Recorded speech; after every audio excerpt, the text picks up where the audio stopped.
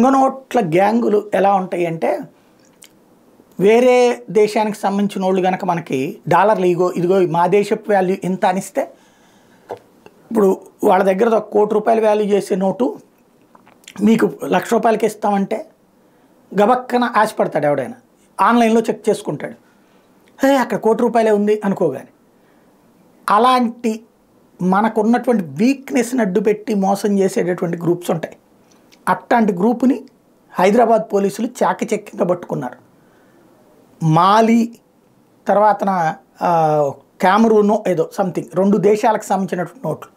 వాళ్ళు వాళ్ళ దేశపు నోట్లు కాకుండా వాళ్ళ దేశపు నోట్లే నకిలీ సృష్టించి ఇండియాలో చలామణిలోకి తీసుకొచ్చేటటువంటి ఎత్తుగడ వేస్తూ ఉంటే, ఇది మోసం చేసేటువంటి ఎత్తుగడ చేస్తుంటే వీళ్ళు ఏం చేస్తున్నా అంటే, విదేశాలకు సంబంధించిన వాళ్ళు చిన్న చితక దేశాల వాళ్ళు ఇక్కడికి వచ్చేసేసి పాస్పోర్ట్ చించి అవతల పడేస్తారు.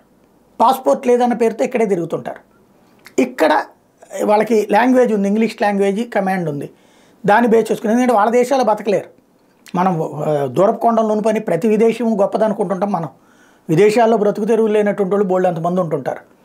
వాళ్ళు ఇక్కడ నాటకాలు ఆడుతూ ఉంటుంటారు. అట్లాంటి గ్రూప్ని ఇప్పుడు హైదరాబాద్ పోలీసులు పట్టుకున్నారు. సాధారణంగా ఏంటంటే, ఇంగ్లీష్ వాళ్ళు చేసేటువంటి మోసాలు, విదేశాల వాళ్ళు చేసే మోసాల విషయంలో కింద స్థాయి పోలీసు అధికారులు లైట్ తీసుకుంటుంటారు. ఎందుకంటే వీళ్ళకి ఆ భాష రాక, వాళ్ళు గట్టిగా అడిగితే కనుక ఏ రాయబార కార్యాలయం దాకా వెళ్ళిపోయి తమ పై అధికారుల దాకా వెళ్ళిపోయి ఇరుక్కుంటామేమో అని. కానీ చాలా వ్యూహాత్మకంగా బాధ్యతాయుతంగా స్పందించి పట్టుకున్నటువంటి హైదరాబాద్ పోలీసులను అభినందించాలి.